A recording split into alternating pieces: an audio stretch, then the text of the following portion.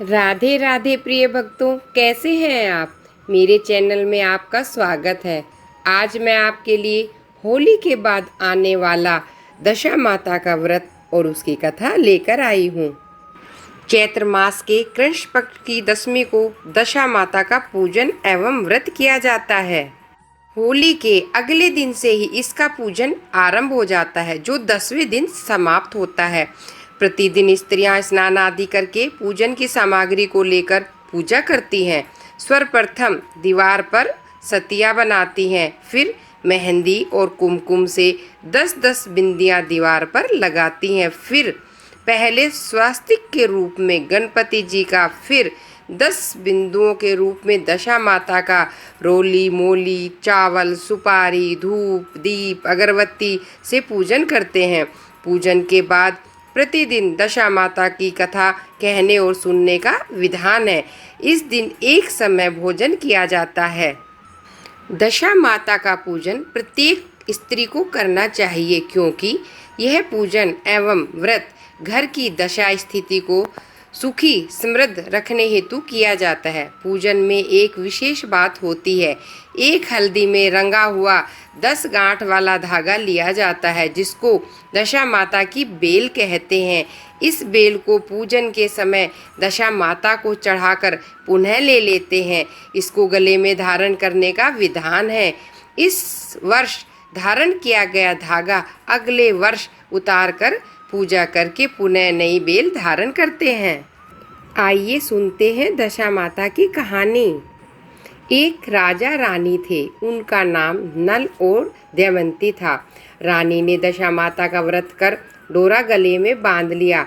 शाम को राजा जी आए तो राजा जी की नज़र रानी के गले के पहने हुए डोरे पर पड़ी।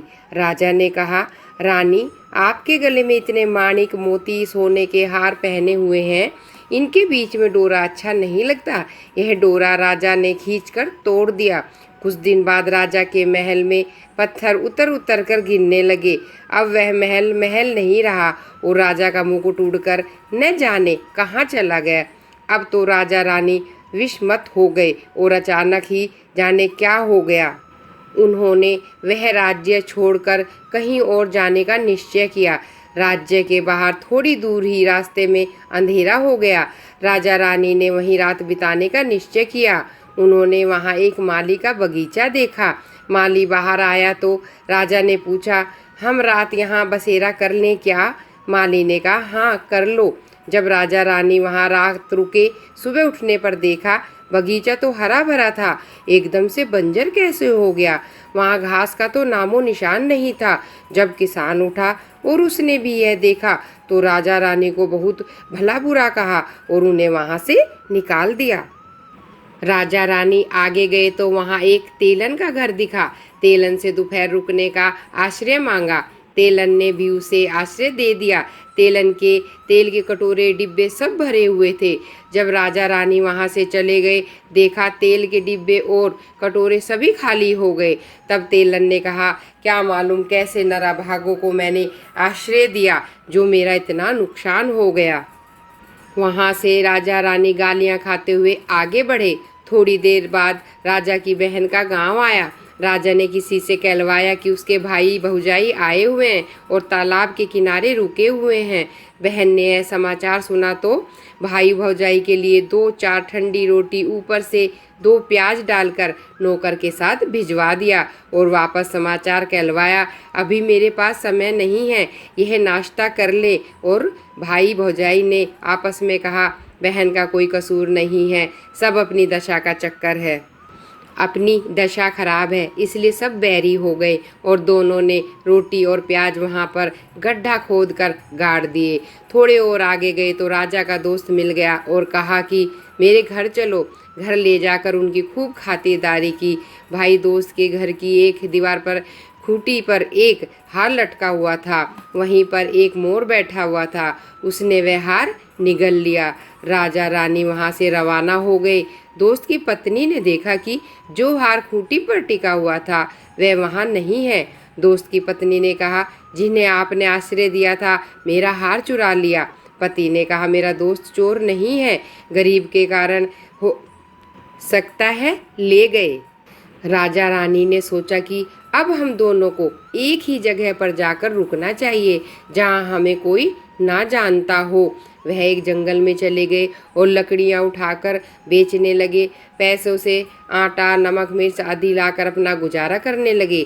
एक दिन रानी ने राजा से कहा, मैं दशा माता का व्रत करूँगी, मुझे कच्चा सूत का डोरा ला दीजिए। रानी ने कहा कि मुझे यह डोरा बनाना है और होली की झाल देखनी है। गांव से थोड़ी दूर आगे जहाँ कुछ लोग रहते थे वहाँ पर कुछ औरतें पूजा कथा कर रही थी।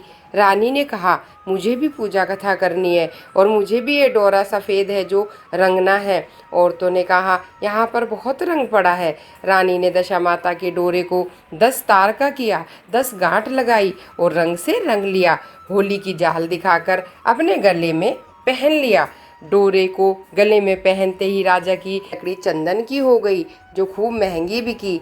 रानी ने राजा से कहा, आज दशा माता का व्रत करके डोरा पहनना है, अब हमारे आनंद ही आनंद हो जाएगा। राजा ने कहा कि अब हम हमारे राज्य में वापस चलते हैं।